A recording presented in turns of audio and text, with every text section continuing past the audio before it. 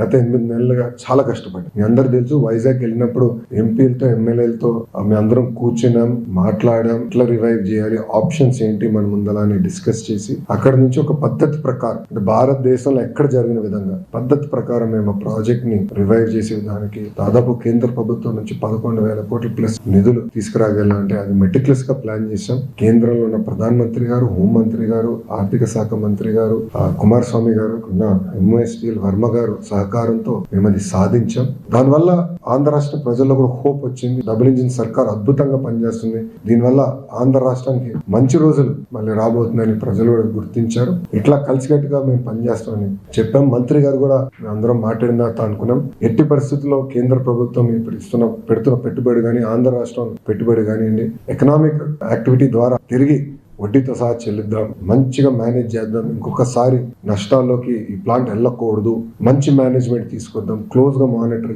చేద్దామని మేము అందరం కలిసికట్టుగా నిర్ణయం తీసుకుంటాం జరిగింది. అంతేకాకుండా ఆర్సిలర్ మిత్తల్ ప్రాజెక్ట్ కి కావాల్సిన రా మెటీరియల్ లింకేజ్, మిగతా అంశాలపైన కూడా మేము చర్చించాం. దానికి ఆయన 100% ఆయన మినిస్ట్రీ సహకారం ఉంటుందని ఆయన హామీ ఇస్తాం జరిగింది. త్వరలోనే ఆ ప్రాజెక్ట్ కూడా భూమి పూజ చేద్దామని మంత్రి గారు చెప్తాం జరిగింది.